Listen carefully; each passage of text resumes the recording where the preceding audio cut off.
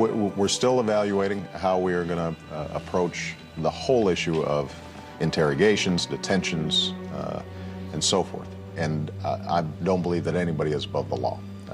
On the other hand, I also have a belief that we need to look forward as opposed to looking backwards.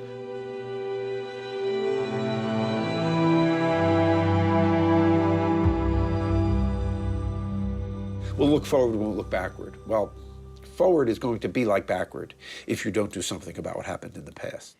Nobody has been held accountable for the torture that happened in the past. And for this, among other people, I fault President Obama. Essentially, he gave everybody, Dick Cheney, Donald Rumsfeld, he gave them all a free pass.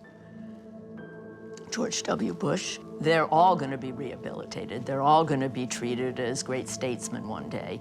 I mean, they gave President Obama a Nobel Prize for not being George W. Bush. The question, of course, that we're all tap dancing around, and we're avoiding is, does it work? Does torture work? It doesn't work. People that have information, that are part of an underground apparatus, a terrorist organization, a revolutionary organization, a communist organization, whatever organized form of collective violence it might be, they won't break, And the people that you pick up that are innocents, yes, you'll tear them to pieces, you'll destroy them, you'll ruin them. I think that a few of the people that passed through my hands as an interrogator did have intelligence. But the vast majority of the people that I dealt with were just being picked up because they were males of military age, and they would just get swept up in these raids. I don't think torture is always being used as a method to gain information or confessions. It's often just being used out of anger and fear.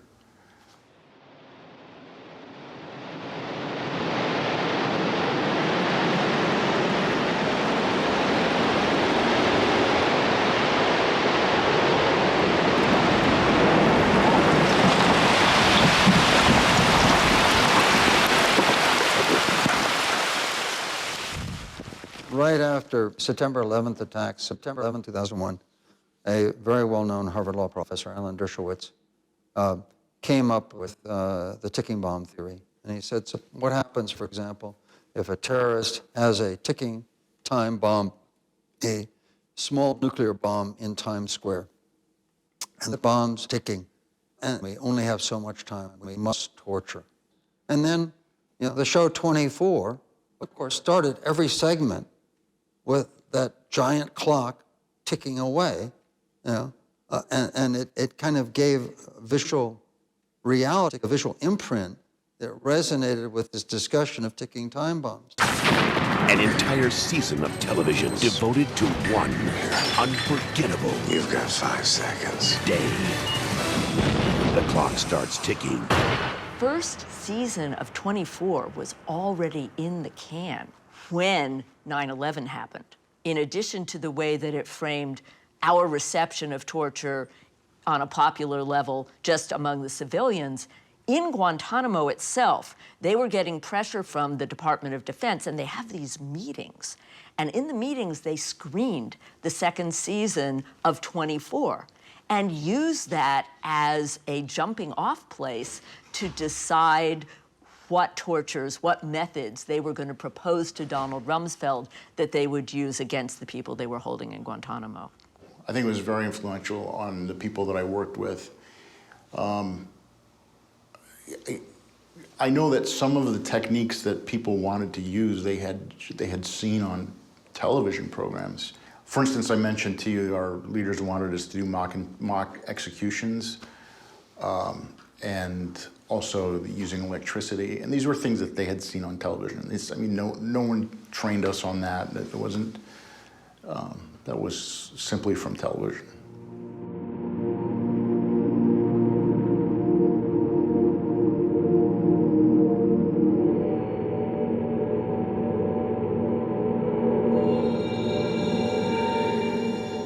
Here in the United States, we have this picture of torture as something that is done by the lonely person, the lonely hero, the man who does it more in sorrow than in anger because he's absolutely forced to, because so many lives depend on it.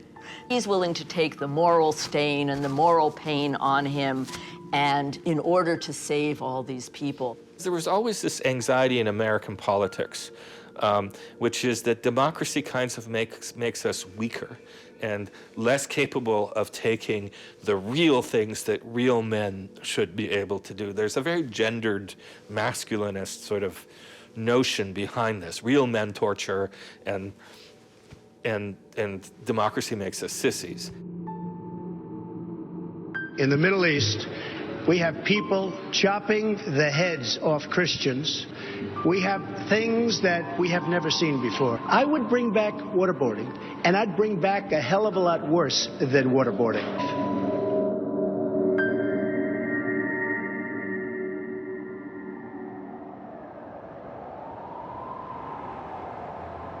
Today, here in New York, terrorism people could be on pretrial detention in MCC 10 South for 2 years. They're going anywhere. The anger that came from 9/11, people who think that somehow it's cathartic to then impose similar pain on someone you think is responsible for it, this is the opportunity. Would you say that Manhattan MCC is, while hidden in plain sight, a black site on American soil? Yes. I would say it's a black site, not in the sense of the black sites that people are being taken out and tortured, but they're being tortured in the way that their daily lives are being managed or not managed. They're not living a life. They are a neglected product in a warehouse where there's no maintenance. You know, I mean, think of it as like the most, it's the most soul-negating place I've ever been. One of the things that we need to consider now, and has become quite an issue, is how many of these soldiers who used to participate in these kinds of American techniques are now policemen and immigration officers who manage Mexicans and Hispanics and other sorts of things in integrations today.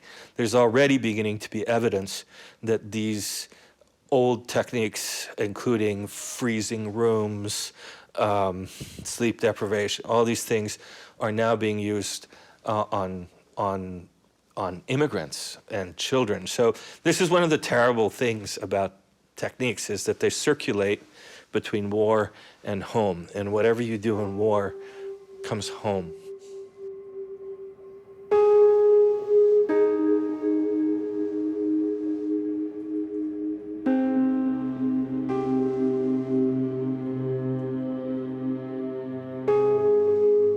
If we keep torture clean, then we can feel that the thing that's being done to protect us isn't really so bad. We have become used to the idea that it is a legitimate moral stance, that we do anything we need to in order to feel safe, to feel secure. And in a bizarre way, it's as if the government is trying to make a deal with us. You let us do whatever we want over here on the dark side, and in return, I promise you will never die. It's like this fake promise of immortality. But of course we're gonna die.